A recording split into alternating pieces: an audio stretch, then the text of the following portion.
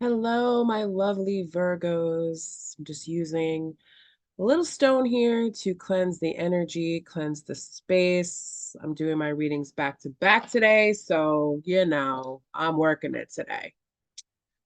I do want to light some more Palo Santo. So, if you'd like to close your eyes and do a little bit of a mini meditation while I do that, feel free to do so.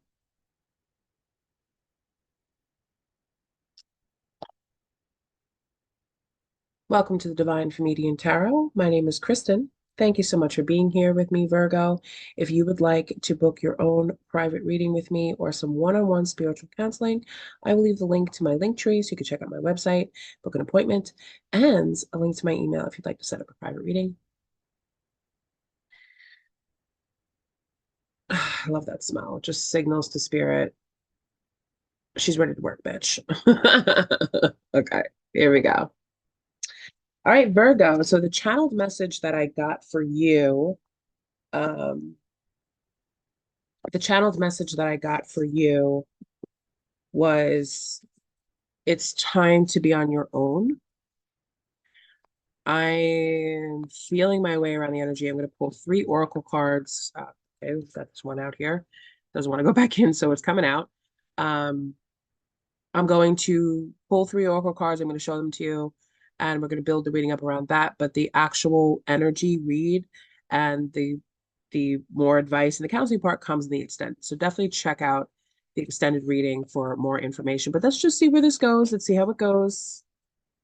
I always meditate on my signs to see what's the theme here. What do we need to know? Ooh, one more.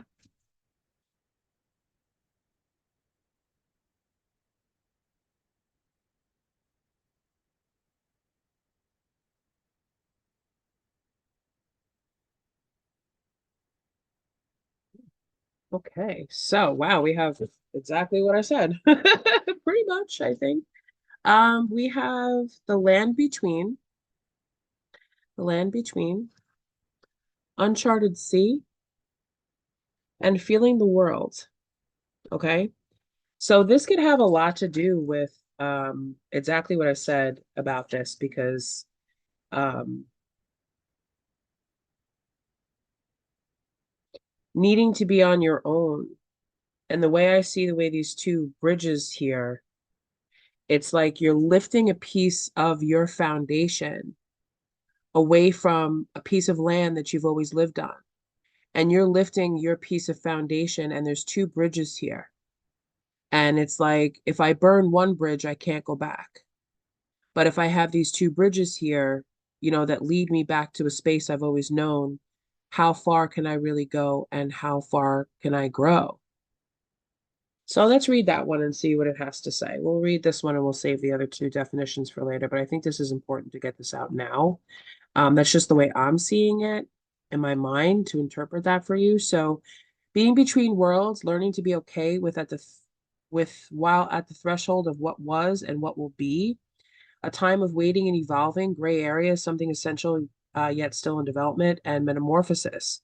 You're in a process of change. You know that you were called to it and can no longer be who you were, but you aren't sure what the next experience of life will be. You are in between what was and what could be in a pupal stage, like during the metamorphosis of the caterpillar into the butterfly. However, you can't just skip the messy parts. You have to endure the unknown and uncomfortable as you reinvent yourself. The thing is, you're not quite there yet. You have one foot in the past. Even if you're ready to shed that version of yourself and become something new, you must start redefining who you are in the context of your question. What do you believe is possible when you get to the next place? Can you explore the stage of your evolution to get to know yourself better? The process in between worlds is where things get really interesting.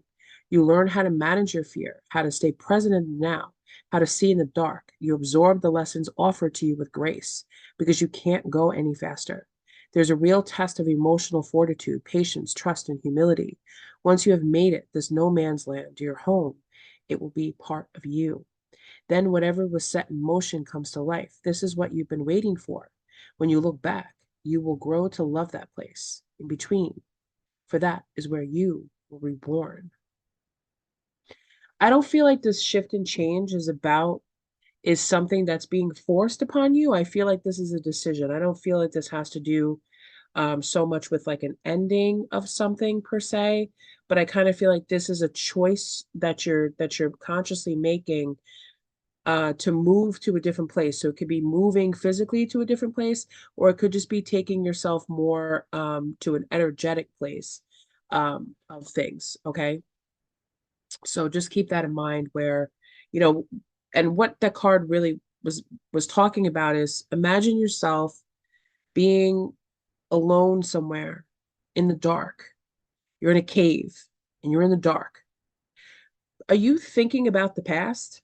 No. You're thinking about how can I move forward? Because I know that if I go back, right, I'm going to get lost again. Or I'm not going to find my way out because where I came from wasn't the way out. Where I'm going is out from whatever situation, whatever you have going on, however that resonates, right? But now it's time for you to be on your own. You are completely alone in a dark tunnel. You can't see. You know that there's ground beneath you. You know that there's walls that you can touch to kind of guide you, but you don't know what's in front of you. And you know what? The more you keep going without anything happening to you, there's nobody behind you, there's nobody coming from the side of you. You can kind of, you know that you're in a place where if you just keep going, you're going to get to the other side. You don't know what's on the other side. But while you're in the present moment, don't manifest something crazy being on the other side, like a monster or whatever, you know what I mean? Or somebody that you don't like, whatever. All that stuff is behind you now. So in front of you is what you imagine in your mind. You put yourself there. You put yourself exactly where you need to be and exactly where you need to go. Okay? Yes. So let's see what's going on. Let's pull some tarot cards. I don't feel like this involves anybody else. This is a very solo journey, it feels like to me. Ace of Wands in reverse. Oh, Jesus. The cards are flipping out with the Ten of Swords in reverse and right split in the middle of the deck is the Fool. So we're going with that because the cards seem to want to just do the work for me today, which is pretty good. I like that. Thank you. The Ace of Wands in reverse, you have no idea about like what's happening. And that's fine. Like you have no idea. Like you're like, all right, like I'm pretty much with the Fool here, especially this is the start of a new journey for you. And it's so awesome to not have any idea, but as you navigate through these challenges and these, you know, these uncharted seas, these uncharted waters, as you navigate through this and you're in the present moment and you're realizing that you know, even if you look at the flow of these two cards here, we have the boat going in the direction, and then finally on the other side is this girl here holding the world, and it's like, "Ah, I made it. Like I can see everything now. Exactly what I envisioned, exactly what I saw showed up for me. Because you're sitting here on this boat in some calm waters here. You know, there's no big waves, there's no monsters in the sea, there's no nothing. You're just kind of just sailing along awesomely. And you know, the Fool sets out on a journey with a little bit of caution, but at the same time, it's a start over. It's a restart. You may not have any idea as to, you know, well, is this okay for me to do this? Is it okay for me to start? Nobody has to give you permission. This is a decision that you make it to do this, and nobody's giving you permission to do it. I feel like this is just something where it's almost like you're sitting on the couch one day and you're just like, you know what? I'm going to go pack a bag. I'm going to get on a train. I'm not going to buy a ticket. And when I get to a destination where I feel pulled to get to a destination, this is where I'm going to go. And it's okay. I'm okay with that. So you may not have any idea as to like where you're going or what you're doing, but let's pull some on the uncharted seas and kind of see where's Virgo going with this?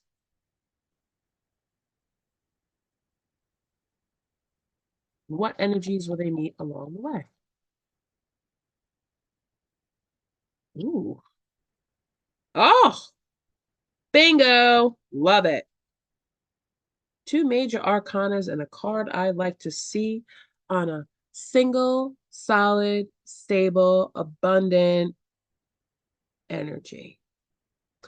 This is the Fool is a solitary energy. The Nine of Pentacles is also a solitary energy.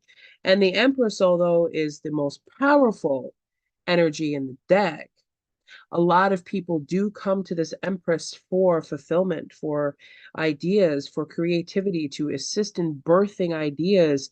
But I feel as if when the Death card is here, I feel like that um this Death card is representation of the energy moving forward to kind of clear out the dead that's in front of you or aside of you or behind you, and to kind of clear the way for you to be able to live your life and do what you want to do abundantly and on your own. On your own is what's important here. It's on your own.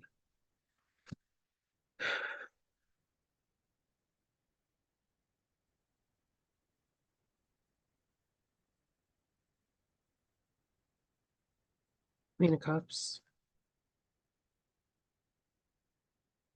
King of Cups in reverse, Ten of Pentacles in reverse. You've given up. Oh, High Priestess. And the Two of Pentacles in reverse. Okay, so this could have to do with some sort of a divorce, a breakup of a partnership, where there was money involved. With the Queen of Cups here, and the you intuitively knew that this was going to happen. With the King of Cups here, somebody could be very, emotionally manipulative or abusive, or kind of gives you something that they think that you want.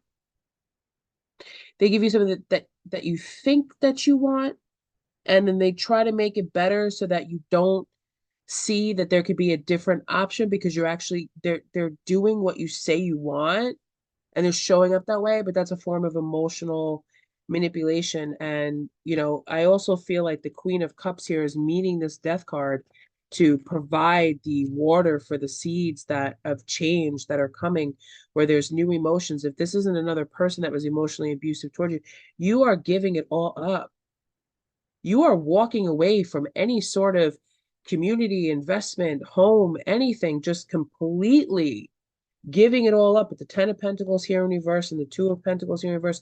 So whatever who you were working with, whatever you were building on, whatever partnerships, whatever emotionally abusive, manipulative people, you are completely cutting it all off. And you know what? You are keeping this to yourself. That's why this is a very solitude energy. Because like the High Priestess is like, I know about this, but everybody else doesn't know about this. They don't see this coming, nor should they see this coming, because they cannot stop you. They can't stop you. They cannot stop you. They are not going to be able to stop an Empress energy once she starts to get moving. The Nine of Pentacles to the Empress, that is amazing energy. Amazing. This is somebody who is capable of, providing for themselves and continuing to provide not just for themselves, but for years and decades in advance. Because once you get this download as you're on this journey, when that Ace of Wands turns into the upright, once the High Priestess works with the Ace of Wands to give you that download of direction, that download of creative energy to pop into your life, that is your abundance. That's what's going to make you your money, and it's going to be on your new path, because you're rejecting whatever it is that you came from. Let's say you have a $50,000 inheritance waiting for you in the bank. You're like, you know what? I can't wait around for that $50,000 inheritance in the bank. I'm going to take a hike. I'm going to start a new path. I'm just taking this in a different direction. And it's going to be, and for some of you, it has to do with what you're talented in and teaching other people about that. And that's going to bring you a lot of abundance. For some of you, it has to do with completely and starting a whole new career path. For some of you, this involves moving to a different state, a different town, a different country where everything is completely new. And you don't know anybody there, and you're completely starting over from scratch. But when you get there, I can give you a clue. You're going to be very well off. Oh. Hmm. Hmm. So any extended. I'm going to talk about how to receive these downloads, um, how to kind of open up the path so that you can, so that spirit can make it come in for you, because the high priestess, that card, it may not tell me, like I may not be able to get the energy because you haven't been open to receive the download yet, or maybe you have. And if you have received the download now, this is your opportunity to go forward and to execute said idea, no matter where it's got to take you. But even if you were just tuning in for this short time, for me to tell you that when you get where you're going, so whether you're relocating for school, for work, for love, whatever it is, when you get there, you are going to be more than fine. Okay? So, my lovely Virgos, I'm going to run over to the extended right now, and I'm going to coach you on how to get into and give you pull a couple more cards here and read the other oracle cards, how you can get those creative downloads for yourself. They're going to come in divine timing, but I just want to kind of coach you on how to be open to receiving them and where you can kind of see the signs and synchronicities as to how close you are to these manifestations. So, if this is where I leave you and you'd like to book a private reading so you can get more, exclusive information on your energy and what's coming up for you, my email will be in the description box, as well as my link tree where you can check out my website and you can book an appointment with me. So I will see you soon. And if you're coming over to the extended, head that way. Bye.